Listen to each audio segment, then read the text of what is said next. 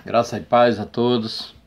Mais uma vez estamos aqui na presença do Senhor com o nosso terceiro vídeo, né, sobre os evangelhos sinóticos. Iremos falar hoje sobre os autores dos evangelhos sinóticos, Marcos, Mateus e Lucas. E sabemos que esses evangelhos não foram escritos com o propósito de ser uma biografia de Jesus ou contar toda a vida dele e os atos que ele praticou. Mas nós sabemos que tudo que foi escrito nesses evangelhos era o que realmente nós precisaríamos saber para que nós possamos ser edificados, né? Os evangelhos, eles contêm narrações focadas na vida de Jesus e nas escrituras, com um propósito testemunhal para a edificação da igreja e para a edificação de todo aquele que crê. A obra dos evangelhos, ela nutriu-se de memórias, né, em relação a Jesus, que eram guardadas no seio da igreja, e que eram alimentadas pelos apóstolos e por testemunhas, né, os quais se lembravam de cada palavra que, pelo poder do Espírito, né, conforme nós podemos ver lá em João 14:26. E essas memórias, elas eram transmitidas nos cultos através da pregação, pregação oral, né, e durante muitos e muitos anos ela foi pregada nas igrejas, até que o Espírito Santo de Deus permitiu que essas memórias elas fossem escrituradas, né? Isso ocorreu mais ou menos do ano 60 até o ano 70 da era cristã. E o primeiro evangelho a ser escrito provavelmente foi o evangelho segundo Marcos. A seguir veio o evangelho de Mateus e depois o evangelho de Lucas. O evangelho de João, ele foi bem posterior a esses três primeiros.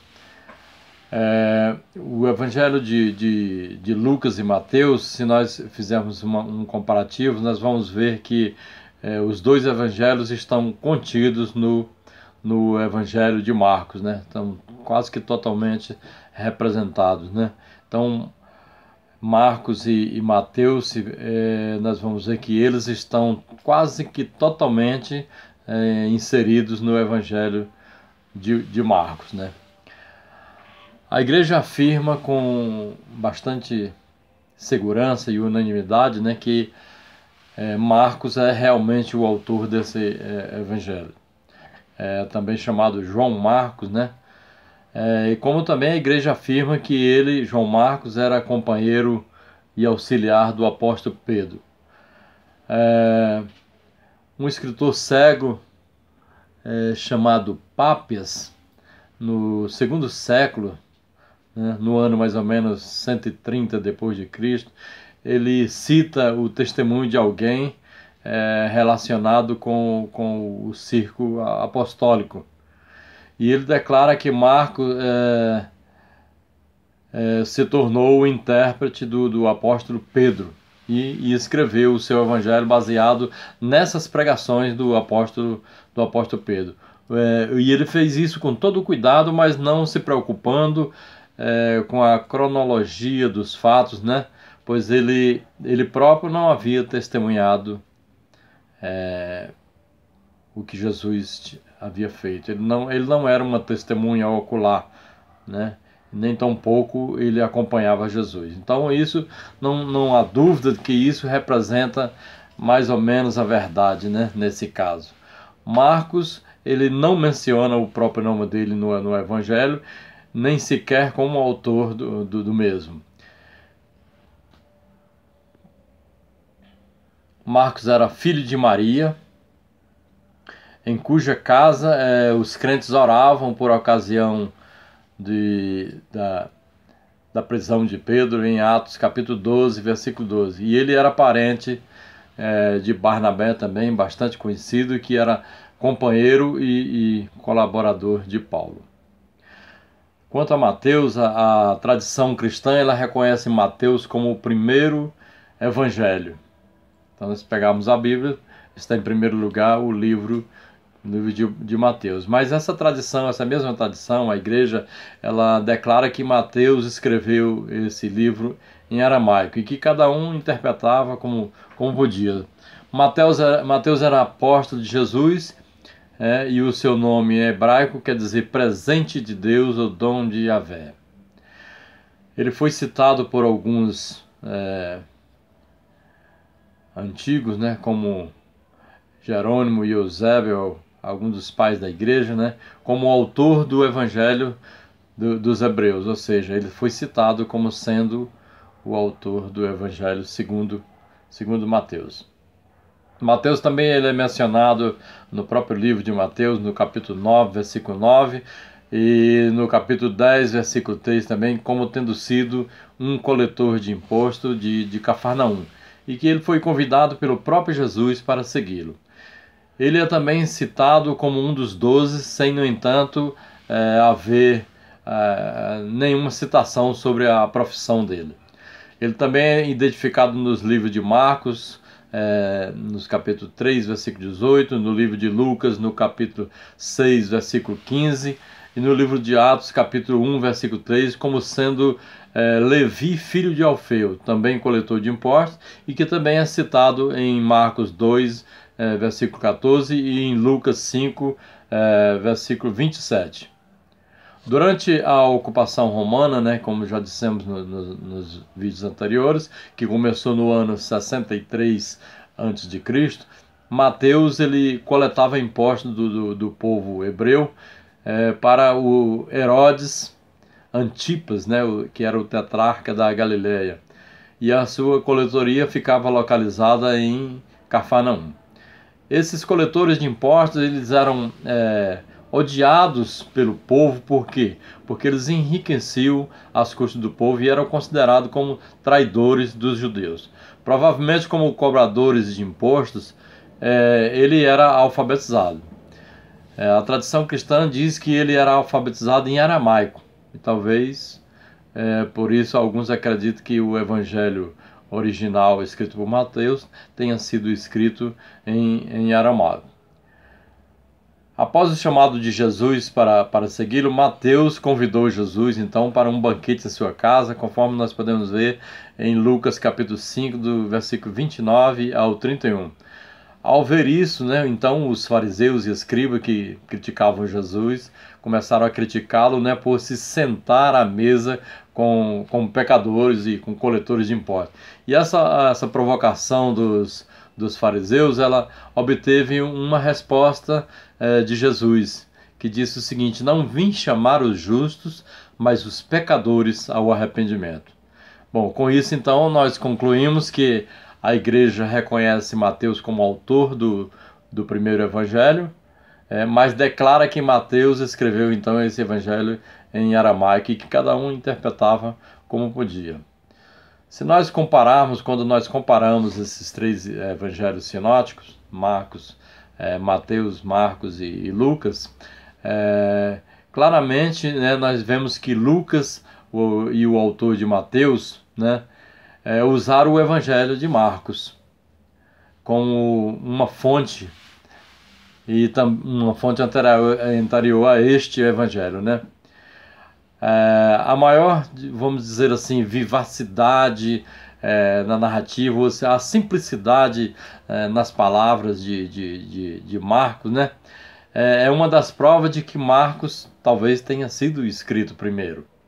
A outra é que quando nas passagens quase idênticas, Mateus e Lucas eles divergem da linguagem de Marcos. Geralmente eles fazem isso talvez com o propósito de um melhoramento literário, ou para suavizar expressões, ou talvez para resumir pela omissão de pormenores. Ora, se Mateus usou Marcos como uma das suas fontes, como podemos explicar o fato de Mateus, o apóstolo, ter escrito em aramaico? E se fosse Mateus testemunha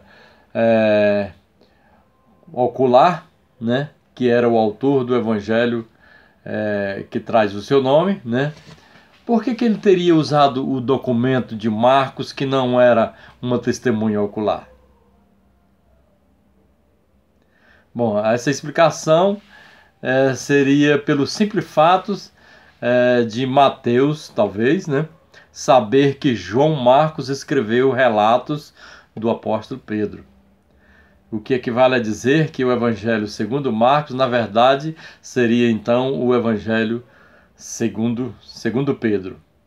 De qualquer forma, Mateus elaborou um livro maravilhoso, né, e inspirado pelo Espírito Santo, que conhecemos como o Evangelho segundo Mateus.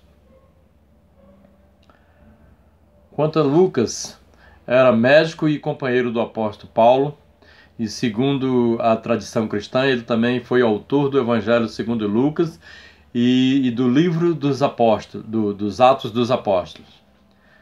Ele era uma pessoa muito instruída e isso fica evidenciado pelos escritos e também pela formação médica que ele tinha, que é comprovada pelo uso de termos médicos, né, que ele usava em seus escritos, conforme nós podemos ver em Lucas, no próprio livro de Lucas, no seu capítulo 4, versículo 28, no livro de Atos, versículo 28, capítulo 28, versículo 8, e também ele foi chamado por Paulo em Colossenses capítulo 4, versículo 4, de o médico amado.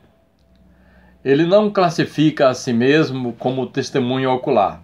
Nós pegamos o início do evangelho dele, nós vemos que ele não se classifica, que ele pegou relatos de outros. Então tudo indica que ele se tornou cristão algum tempo depois do evento de Pentecostes.